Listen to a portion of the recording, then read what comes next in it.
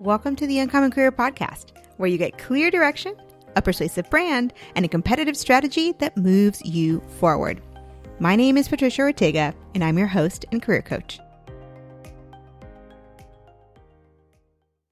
What if you didn't have to give up half your life or half your pay to love and enjoy your work again? Well, Tammy Alvarez is a CEO and founder of Career Winners Circle, and she has decades of C-suite experience on Wall Street and a spirited break all the rules approach that she's going to share with us today so that you can create real impact and love Monday mornings again, all without giving anything up. Let's get started with today's conversation. Hi, Tammy. How are you doing today? I'm good, Patricia. How are you? I'm doing great now. It's going to be a really good conversation. I've been looking forward to this all week. So I'm very, very excited that we finally have a chance to collaborate on this great podcast. I love this. Let's start with your career story, because your career story is phenomenal. And I think that's what's going to get everyone's attention to listen into the rest of the episode. Okay, that sounds great. I started my career earlier than most because I didn't go to college. I didn't get my college degree until I was 40. I grew up in a very, very poor family in northern New Jersey, and we didn't have money. I didn't have ambition. So I just decided that I was just going to go work, and that I would work for a couple of years, get my life figured out, and then go back to school and do all that kind of fun stuff. And when I started my career, it was in staffing. I just kept getting promoted every year and a half or so. And the leader that I worked under was such an amazing mentor. He saw things in me that I didn't. And because I didn't have a college degree, I was fearless because I felt like I had nothing to lose and everything to prove. And so he just kept throwing me into these new situations, whether it's a new business unit or a new market or, whatever it was. And I just jumped in and failed and figured it out. And, so that process really just kept me going for about 10 years when I was in that industry. And once that industry really started to kick in, I moved into tech. And so that was during, I'm going to age myself here, sorry. But that was like during the Y2K.com craziness. And so I jumped into the tech sector and loved that as well. So I kept getting promoted, kept getting more responsibility. And that's when I relocated to the New York metro area and really started to serve Wall Street from the outside in, from a tech services perspective. And I loved it because the Wall Street guys were such jerks. And it just really served me because it was, my personality is a little bit aggressive, not assertive like we're told to say as women. And I just love the pace and the intensity and all that stuff. All of that was killing it until everything fell out from the bottom. Right. So Y2K was done. The world was still standing. The .com turned into .bomb. And it was just a disaster. And I got very bored because the industry became really commoditized. And a client from Bank of America recruited me in. And so I started working for him doing a job I had no business doing. And that's really the theme of my career is I end up in these positions where I'm like, I don't know what I'm doing. I don't know how I got here. We're going to figure it out. And I made a move into an organization that was decentralized. It was a 5,000 person infrastructure team and it was all decentralized. And my first job, I was 2 months in, was to reorg 5,000 people and move from a decentralized organization to a centralized organization, which no one wanted because then you don't have the custom tools and toys that you used to have. And that was my first foray into Wall Street. Loved it, thrived, made some mistakes and had some really epic wins and built a really strong organization. And I spent the next 20 years on Wall Street. I ultimately became a C-level executive. So I've managed teams of 2,000 people across 36 countries. I've got patents on things that would bore you to death. But my entire career, I became known as a transformation expert. And so when people were running out of that burning building, I and my team were running in. And fortunately, in financial services, something is always on fire. So I was never bored.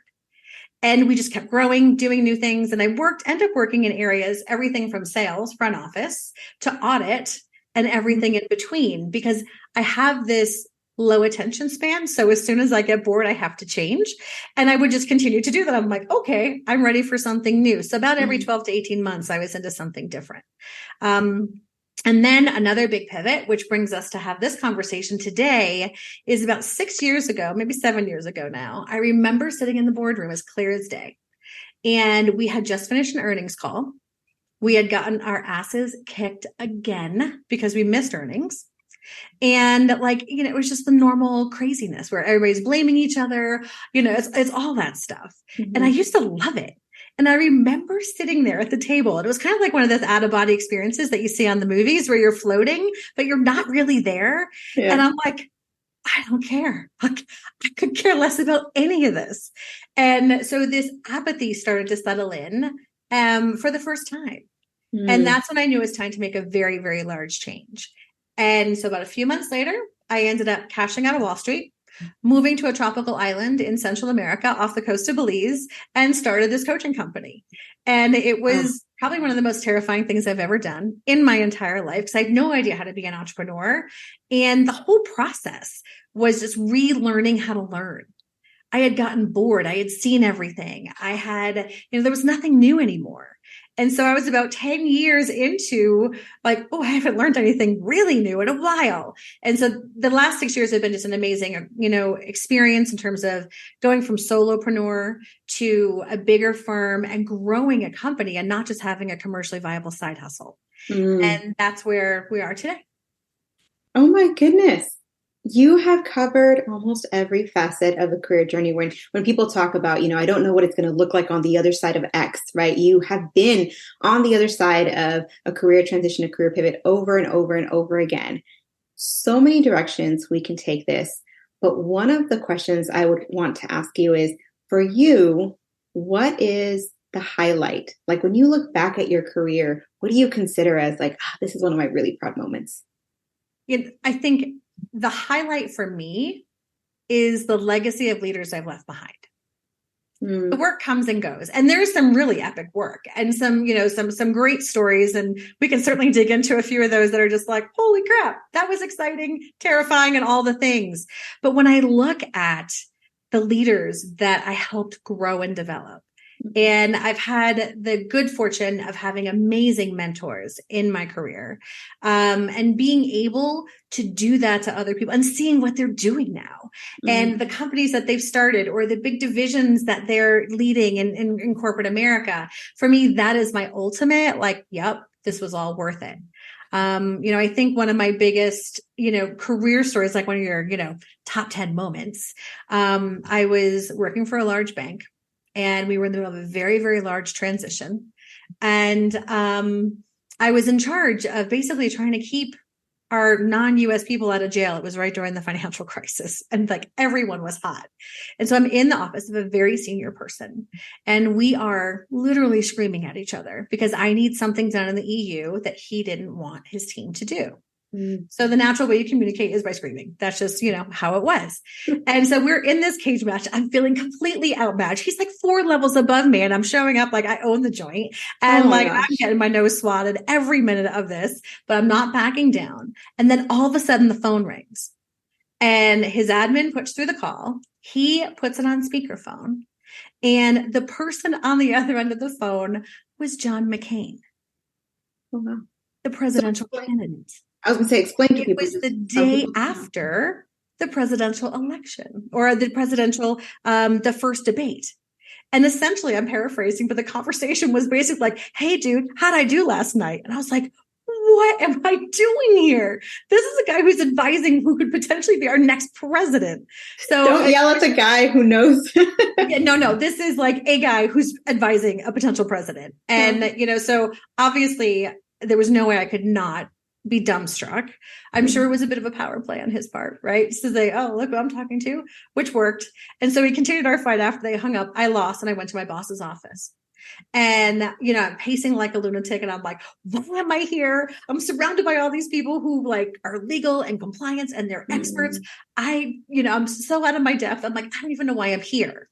And so she let me rant for a bit. And then she started laughing at me because that's what she would do. And that calmed me down a little bit. And she said something that never has left my mind. And I wish I had learned this earlier because I was always over my skis with the imposter syndrome and all that stuff. And she's like, you are here because you're not part of the problem.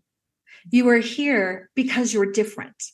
You are here because you are willing to challenge and take risks and be accountable. And so that was the very first time in my career that it occurred to me that being different is a competitive advantage. Mm. Not give me a chance, because I don't know what I'm doing, but because I'm not like everyone else, that's why you need me even more. And had I known that earlier in my career, I mean, I accomplished so much that I'm proud of, but that would have just changed my trajectory significantly. And that's a lot of what we do with our clients, is help them leverage, not take a chance on me. I've not done this before as a senior leader, but because I don't look like all your other ones and didn't come through the ranks like they did and think differently, now I'm an asset. And I'm a highly valuable asset. And so that was one of my bigger aha moments, in my career that was a bit memorable, shall we say. Absolutely. That was memorable. And that, that walks us straight into something that I'm just dying to ask you about, right? Basically what you did, yelling at someone who's the advisor, right? Like what you did is you broke this rule that typically people are like, oh, you don't do that. Don't rock the boat. Stay in your lane. Like there's so many, little analogies and little metaphors that I could use, right? But in a sense, you're breaking the mold, you're breaking what's expected, you're breaking the rules, and that is part of your competitive edge. So tell us a little bit about breaking all the rules in your career and why that's a good thing. Yeah, and that is one of our things, right? I've always been a natural rule breaker. I do believe the rules apply to everyone but me, and have since I was little. So that's continued throughout my adult life. And here's where people get stuck. And it just makes me, I don't know if it's angry, sad, I don't know what it is, but it's a strong emotion when I see people get hung up with this stuff. And, there's the first rule that we believe, and I don't even think we consciously consider it, but these things are so ingrained into how things are that we don't know to challenge them. And the very first rule that I think people need to know to break is that loving every Monday is not a pipe dream. And if you don't wake up fired up on Monday, excited to do whatever it is you do, change it. And so many people think that's not really how it works. No one really loves their job. It's only for a few. It can't, And so that limiting belief alone, that rule in terms of no one really loves their job, so suck it up, buttercup, make your money and have fun elsewhere, is crap. It's absolute crap. I feel like it's a cage that we put ourselves in, right? And even once we have experience and all these skills and the door is open, we won't come out of it. Right now. Yeah. And so when you realize that when you step into a thriving career that energizes you, that your entire life becomes more expansive. Oh, I've not found anyone who can compartmentalize this. If your job sucks, your life sucks. If your job's awesome, your life's awesome. Maybe not to the same degree, but you are not, it's just too much of a part of where we spend our time, what we think about, how we identify. And so to have that be less than fulfilling, it makes no sense. And when you think about your career, there are moments that everything clicked. You're with the right people, you're doing the right work, you're excited, you're getting stuff done, you're having fun. And so if you can have that in a moment, whether that's a project, a specific job, then why don't you believe that you can have it all the time?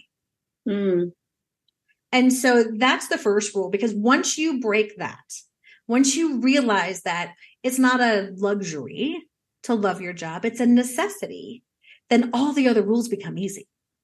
Because now you don't settle for status quo anymore. And now you're not like, oh, that's reserved for other people. It's like, no, I'm not going to compromise. It has too much of an impact on my overall well-being. Yeah. And so from that perspective, I am going to make sure that I advocate for myself and do what I need to do to make sure that I am stepping into all the time growth, thriving, and in a cultural environment that really energizes me. And so that's the first rule, in terms of just get that out of your head, that it's a nice to have, and start to really think about this is how life has to be, and don't compromise until you get there. Oh, I love that. I feel like we're just constantly stuck on survival. It's tied to, oh, I can't make a certain amount of money if I'm not in this specific position. I'm going to, have to start all over. I hear that all the time. I have to start all over. So thank you for breaking that down. So you break all the rules. So what's the next one? Okay. So the next thing, I think the next biggest thing that holds people back, and you just touched on it just a minute ago, so thanks for the tee up on that, is the belief and the worry that you have to give up what you've worked for and take a step back if you want to make a change. especially as a mid to senior level leader. And the reason people think this way is because if you do it wrong, it happens. But if you do it right, it never happens.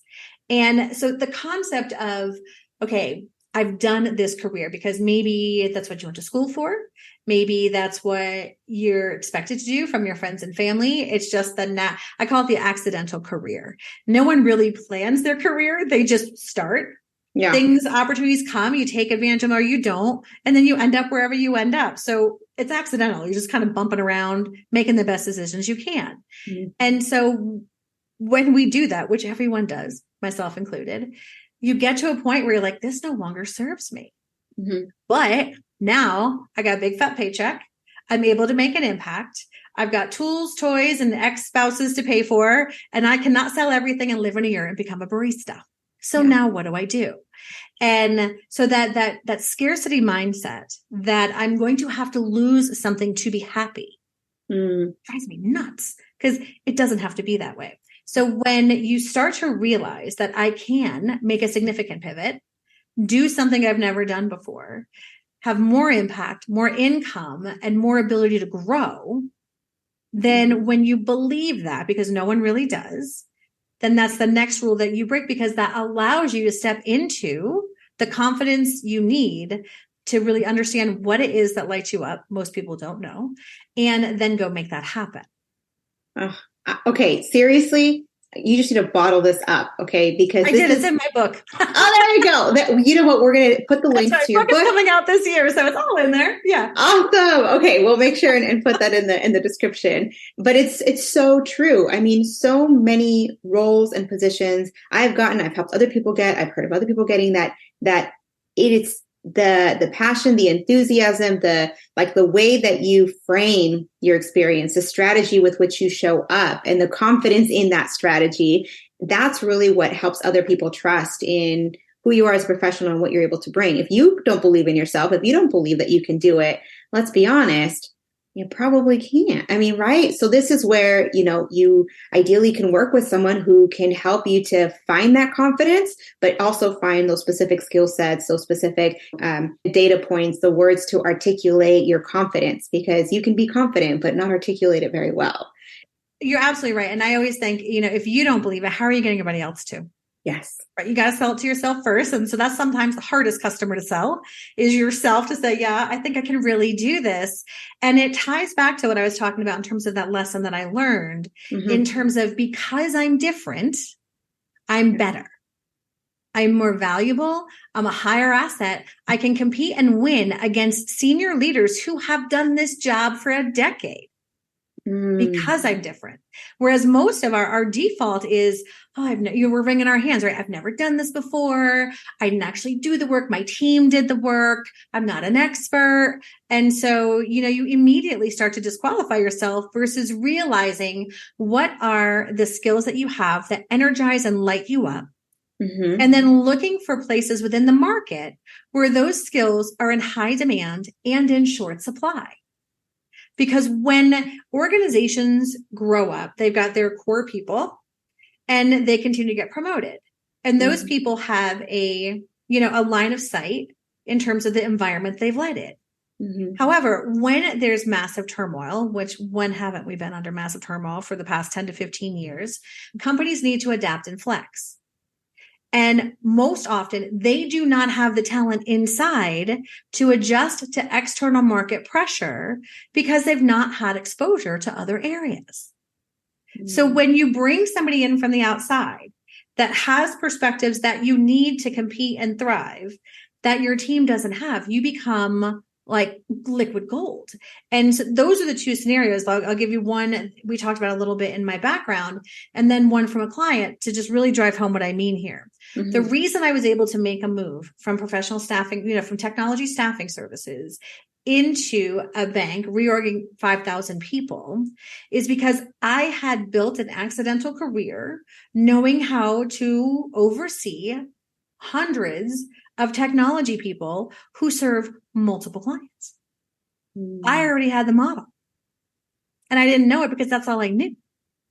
But yet when you go into an organization that's decentralized They don't know how to run a consulting model because that's not what they know. So my ability to bring in those skills that I didn't even know were valuable to an organization that desperately needed it was a perfect match.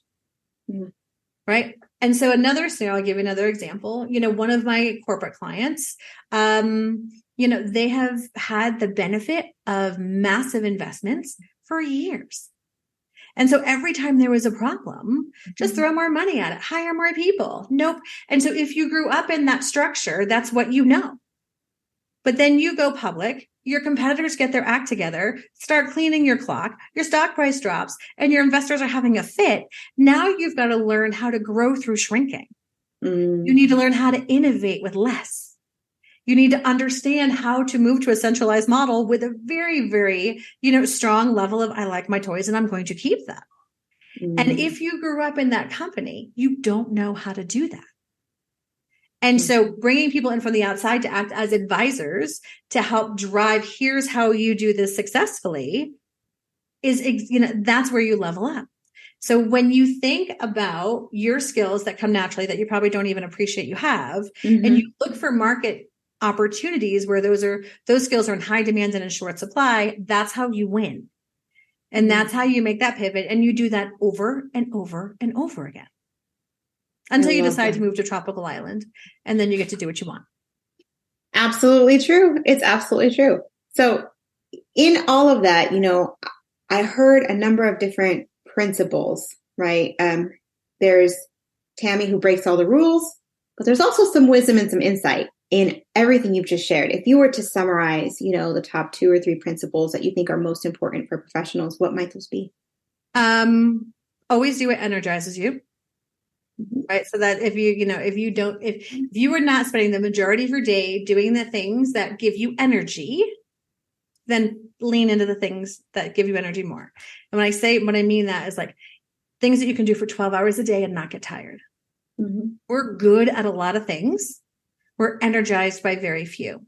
So learn what those are and stay in that wheelhouse, right? Because when you do that, you're going to show up better. Second is play to your strengths. You've got to know what your strengths are and play to them where they're most needed. And so from that standpoint, we're so busy trying to fix all the crap we're bad at and all the self-help books and all the this. I'm telling you, if you haven't gotten good at it by now, you're never gonna. So stop trying. Find a different way to get those needs met and really play to your strengths in the areas that you're needed most. And then I think the third thing is that realizing that fulfilling career and being able to thrive and grow on your own terms is it's not a luxury item. It's a must have. And you shouldn't compromise from that ever. And so I think those are the 3 big pieces because they all fit together and they just give you that connection to be able to go from where you are in terms of the soul crushing grind and the slog and the I wish and if only and to owning it. And taking accountability and doing what you need to do for you right now to get where you want to go. Oh, this is wonderful. This has been so great. So as we start wrapping up the episode, which we can go on and on and on. We can definitely mind meld over this for a bit, right? Yeah. I think so. And as we start to wrap up, one of the things that your career has led you to do is to start this amazing company that I recently became acquainted with. So you're the founder and owner of Career Winner Circle, where you help leaders love Mondays again. Tell us about Career Winner Circle. Absolutely. So what we do here at Career Winner Circle is we empower business leaders to make a big impact and love every Monday again. So if you're a mid to senior level leader looking to make a career change, we got you, right? Absolutely. You are not going to take a step back. You're not going to turn into a barista. You're going to step into your brilliance, make more money, and love what you do. We also work with leaders, both from a corporate perspective as well as self-funded, people who want to do that, who really need to up their leadership game. And good leaders are so rare right now that if you are a good leader, you should be stepping into a thriving career because you can call your shots wherever you want to go. And if you're not, it's time well spent to become one. So we work a lot on leadership development, high performing teams, things along those lines. And then we also have a business advisory practice where we help small business owners up to large corporates create high performing teams, focus on operational excellence, get their sales performance up, all of the things that they need to run a thriving business. And so our careers, everybody has a career. So whether you're 2 years in, whether you own a company, we all have a career. So we have the tools, the resources, and the expert coaches to be able to lean in and help our clients get where they need to go. Which is why I'm very excited because we have just this year, we're expanding our business and we're bringing on amazing coaches to help our clients on those journeys. And obviously, Patricia, you're part of the family now. Surprise. That's the big reveal for today. There we go. I'll let you fill that in a little bit more, but it's just so exciting to have such smart thought leaders to collaborate with as we continue to grow the business and serve our community. And to be honest, what you're talking about right now, just having this group of professionals who cover different facets was one of the things that really appealed to me about Career Winner Circle. So you and I met not that long ago, and things have changed so much already, with this entire facet of executive coaching. When I first started, I was doing mainly career transition coaching. And now after meeting you, really gotten into just a lot of the strengths in executive coaching. And the thing I really love about Career Winner Circle is that when you come in, you might have one need. You might need to change your career, right? But you're not like left high and dry after that, right? After that, it's like, okay, now let's get you that promotion because you should get promoted every 2 years or less even. And so how do you set yourself up from the very first day you get to your position? What do you do in the first day, first week, first 90 days, first evaluation, right? How do you interact with the different and diverse and sometimes difficult personalities that you see in this new environment? And how do you make sure you don't inadvertently step into any political landmines? How do you do all of that? How do you up level and reinvent yourself when you go to a higher level of management, right? So all of that really appealed to me. And so I would love for you to share just a little bit more about Career Winner Circle as far as how we help folks through that career life cycle. Absolutely. And that's what it is a career life cycle. So many times when you need coaching or want coaching, right, to level up or whatever the case may be, you're given a point solution. It's like, I can help you with this bit of it. It's like, That's nice. That's good. But when you win and when you reach your goal, now you have a whole another group of options, of opportunities, of obstacles, of all of these things. And so then what do you do? What we specifically did is we built an end-to-end solution for our clients, which is stacked with tools, processes, and coaches that can support, because we will have situations where you get handed off to a different expert. Mm-hmm. So for example, if a client comes in that is not sure where they're going to take their career, and they decide, I'm going to start my own business, then, you may collaborate with a coach that's an expert in that. If you get started and, you're in a leadership development role and you're looking to get promoted, but then you realize, I don't actually want to get promoted here. I want to go find someplace else to do this great work. Then we can support you in that way. So whatever life throws at you, no matter how much, there's always opportunity, there's always obstacles. Mm-hmm. And it's really good to have that wingman or wingwoman by your side to help you navigate and have the best outcome. Anytime you want to be able to move fast, to leverage the opportunities that you have in front of you and really be able to be much more purposeful about what you do, how you show up, and intentional for what you want next, then the faster you're going to move, the more success you'll see. And, our clients are seeing, a significant return on investment in terms of their coaching dollars spent, whether you're spending $1 million with us as a corporation or whether you're spending, $3,000 with us as an individual, the return is significant. And the reason it is significant is because this, and you know me, Patricia, I am not airy-fairy. I don't pretend to be. So this is steeped in pragmatism. This is steeped in, I have spent decades behind closed doors, seeing how things really work. Mm-hmm. And so many people don't have that perspective, and they wonder, I'm doing all the things the experts are telling me to do. Why isn't it working? I'm like, because they haven't been behind the doors. They don't know what really works. And so between the homework assignments that we give you to help you think through things, the amazing coaches that walk you through and help you get to your best self, and the advice.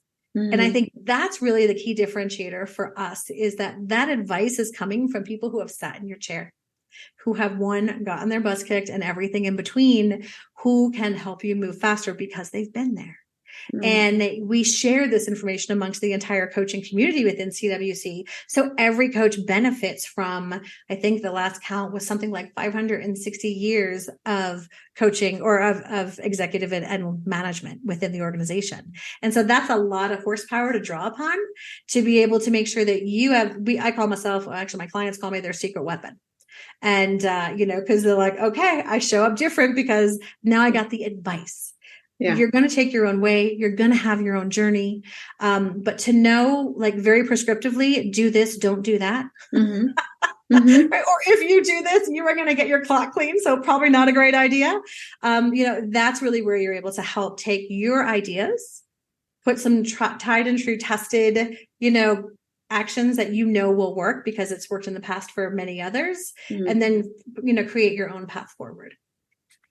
That's amazing. Thank you for sharing that. I definitely appreciate the opportunity, your insight in that. And so again, we can go on forever, but to wrap things up, tell us where we can find you, how we can get in with a Career Winner Circle coach, how that works in terms of coach selection, all the good things. Your book? Absolutely.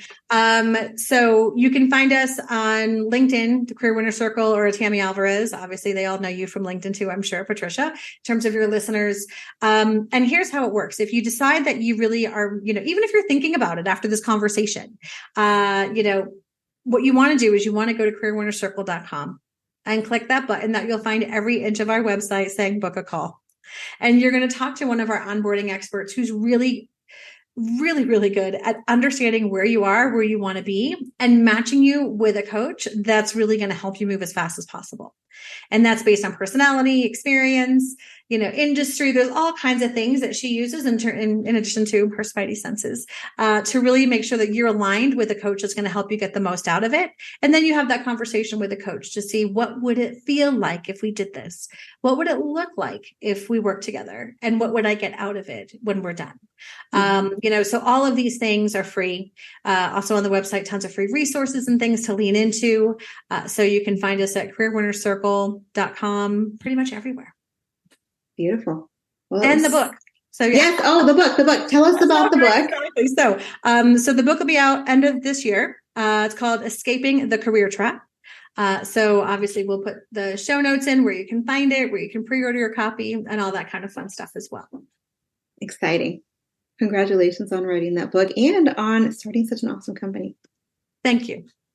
All right. So we're going to wrap it up here. It's been such a delight just chatting with you and learning from your years of experience. So thank you again for hanging out with us today. It was my pleasure. I'm so happy to have you as part of the team.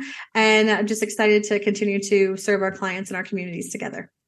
Yes, absolutely. Thank you, everyone, for sticking around with us. And again, head over to Career Winner Circle if you want to get some coaching from, any one of us on the team. And we'll see you on the next one. Hey, thanks for listening. I really appreciate you spending time with me today. If you found this episode helpful, please tap the 5-star review on the show's homepage in your podcast app. It would absolutely make my day, and it helps others discover the Uncommon Career Podcast. Now, to download your free career resources and learn how I help seasoned professionals land amazing offers in as little as 90 days, click on the link in the description or go to theuncommoncareer.com. Thanks again, and I'll see you on the next one.